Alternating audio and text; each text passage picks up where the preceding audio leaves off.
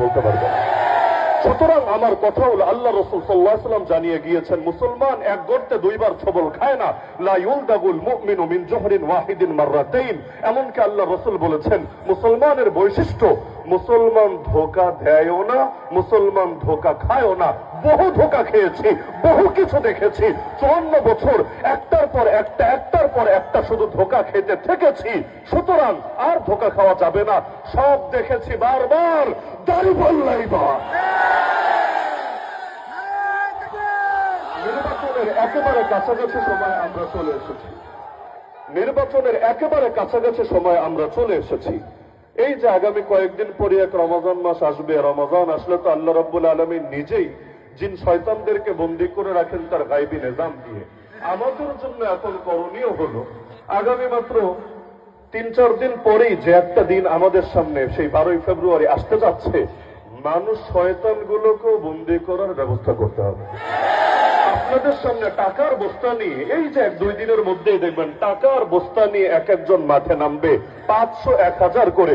আরে ভাই, একটা ছাগলও বাজারে কিনতে গেলে 10,000 টাকা লাগে, অথচ আপনাকে 500-1000 দিয়ে কেউ কিনে নেওয়ার চেষ্টা করবে।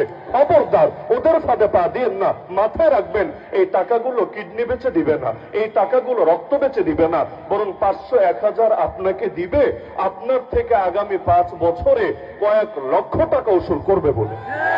সুতরাং যদি মুক্তি চান, সুতরাং যদি শান্তি চান, সুতরাং যদি বৈষম্য দূর করতে চান, সুতরাং যদি আগামীর বাংলাদেশকে নিজেদের মতো করে গড়ে নিতে চান, ঐক্যবদ্ধ বাংলাদেশের পক্ষে থাকেন, অন্য কোন দালালের পক্ষে যায় না। আমার শেষ বার্তা, সুযোগ আল্লাহ রাব্বুল আলামিন সবসময় দেন না।